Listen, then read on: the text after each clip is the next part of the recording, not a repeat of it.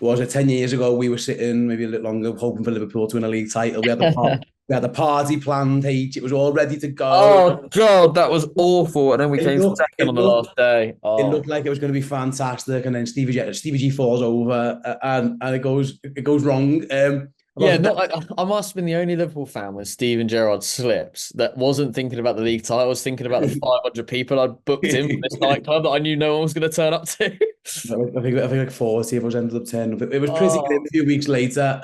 A decade or so later, your Farnham have just won the league title in record-breaking fashion, really. We're speaking here, it's not even Easter, and, yeah. and the title's sewn up that you've won the league. Obviously, the investment has obviously played a massive part in that as well. But, I mean, at the start of the season, I remember you saying on one of your club videos, promotion was the aim. That was what the aim was. Could you have envisaged your team going unbeaten until March, winning the league title before Easter? Even you must have been blown away by this. 100%. And I think, people watch enough football to know that there's so many variables at play. Injuries, referee decisions, pitches at our level, massive variable because one day you'll play on AstroTurf, another week you'll play on a cow's field. Um, so to go unbeaten for as long as we have is pretty incredible. We won the league having played only 29 games of a 38 game season. We went 25 games from the start of the season, having won every single one of the 25, which is a new British record, breaking AFC Wimbledon's record in 2003, I think, when they reformed, ironically, in exactly the same league as we were in. They did 21 wins. And yeah, I mean, look, we knew we'd win the league. Yeah, there's no hiding from the fact we've invested money in the players. We brought players down from higher levels, and we're trying to build a double promotion team, right? A team that can go and win the next level up as well, and we'll be favourites going into that league next year too. But because of all those variables that I just mentioned, there was no part of me that thought we'd do as well as we've done, as quickly as we've done. And we had such a massive target on our back for the media that we do. So we create documentary behind the scenes every week and put the match highlights out and make players into stars and characters online. And we do all the things that Premier League football does really, really well. We try and do it in non-league. And because of that, you have this massive cup final every single game because everybody wants to beat you.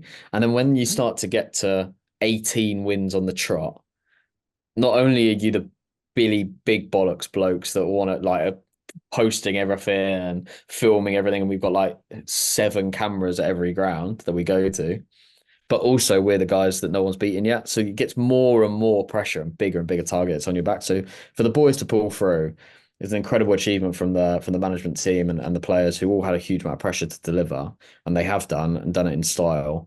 And yeah, I could never have imagined we'd do it in the style we have. But it is nice knowing that we've got 9 guards of honor to come and 9 games that I can relax. Because if I'm honest with you, now being involved in a club, the worst time of my week is the 90 minutes of the game. It's awful. I've never ever suffered with anxiety. I've always been very, very confident.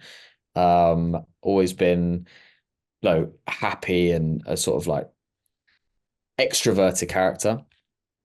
But those 90 minutes are awful. That because it's Awful. out of control. Because you're used to you Yeah, are yeah. I've genuinely the had my whole career. I've had full control of everything, whether it's going to win or lose, succeed, grow, whatever. I've had control, and I can only ever blame myself. And I'm watching when that referee blows the first whistle. I'm like, oh God, I can do nothing. I can literally do nothing. I'm not the manager. I'm not a player. I'm just a fan. And in that way, it also makes the moments amazing because I am just a fan. And it reminds me of those moments when we were watching Liverpool in 2010 to 2014 as a group doing what we were doing with the fan media and just loving every moment and every second. And we ended up winning the league in crazy fashion in Jersey this weekend, which was amazing. To have a European away day as we called it, on a weekend. We flew the boys out on the Friday, played the game on the Saturday, and obviously had a massive night out on the Saturday night, and then flew them back on Sunday. But to be able to watch that happen in front of me as a fan. And we were 2-0 down with 15 minutes to go. Ironically, the referees were late to the game because they were flying in from the mainland, which mean that our game was delayed by 15 minutes. And we needed another team. We needed second in the league to drop points that day in order for us to be able to draw to win. And because we had 15 minutes leeway on their kickoff time, at 15 minutes to go in our game, their game was finished. They had a goal scored against them in the last minute for them to draw, for them to lose. And we knew then we had 15 minutes to watch as fans to see if our boys could get 2 goals to win the league. And we scored in the most ridiculous fashion ever to win it right at the last minute.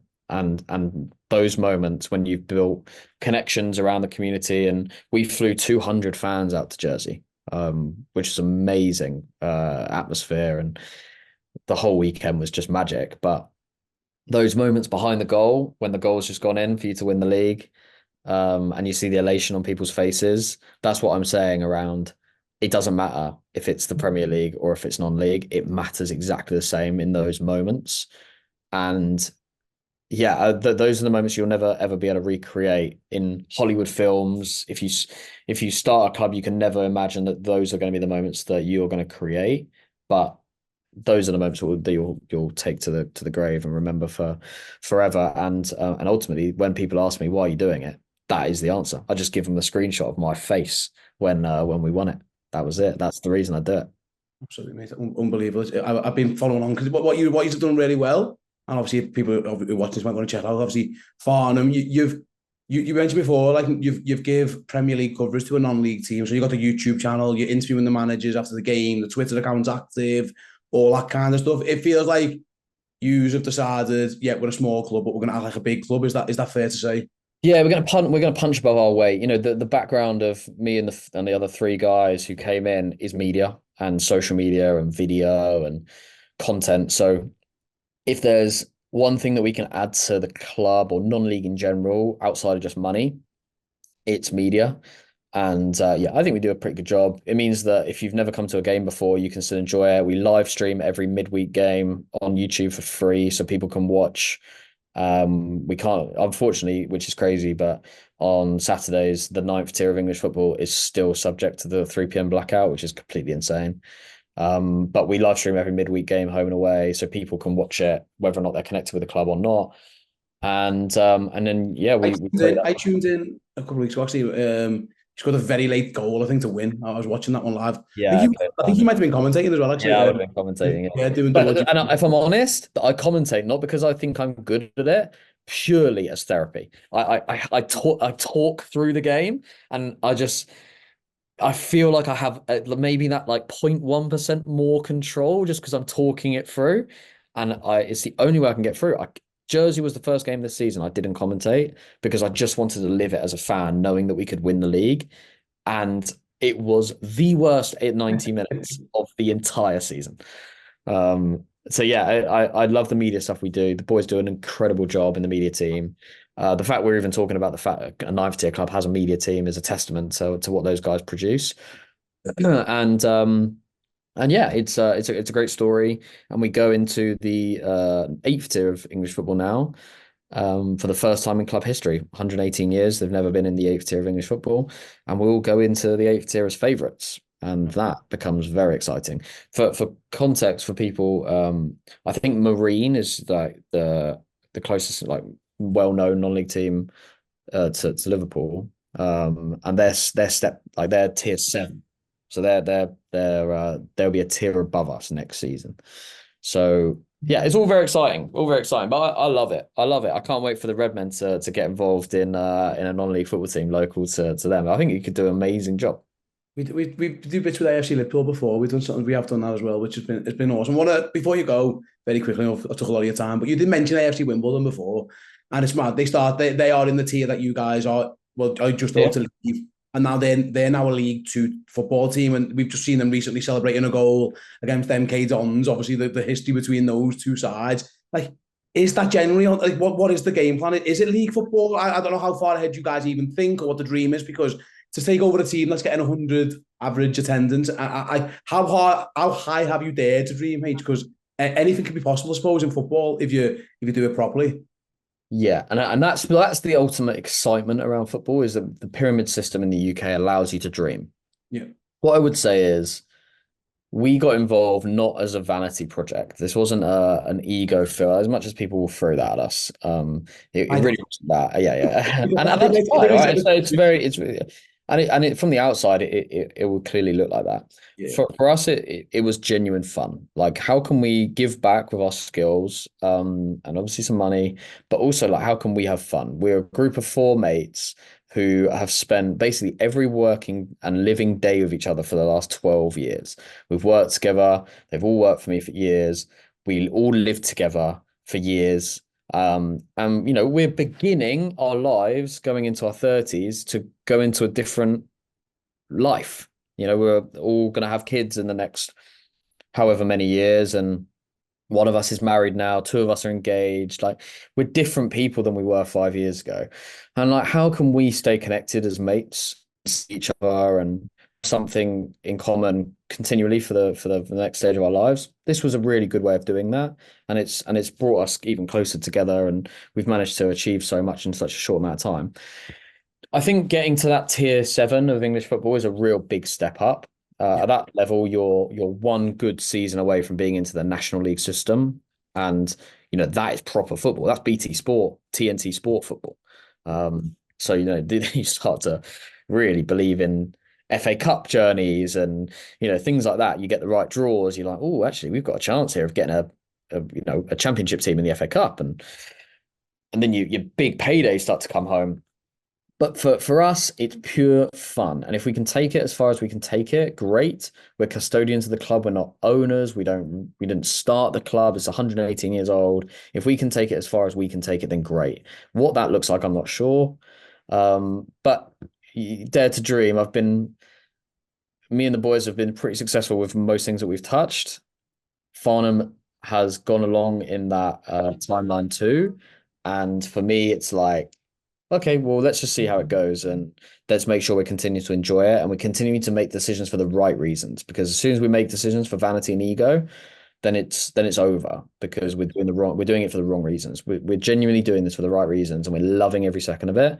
And yeah, it's like, how far can that go? And we're yet to see the flux point on that yet. I'm looking forward to the Liverpool versus Farnham FA Cup third round. Oh, imagine that. I just don't know what I'd do if we had to travel up to Anfield to play a game. I mean, that's again, and to finish this off, like, that is the beauty of English football. It's genuinely, it could happen. Yeah, yeah. That's possible.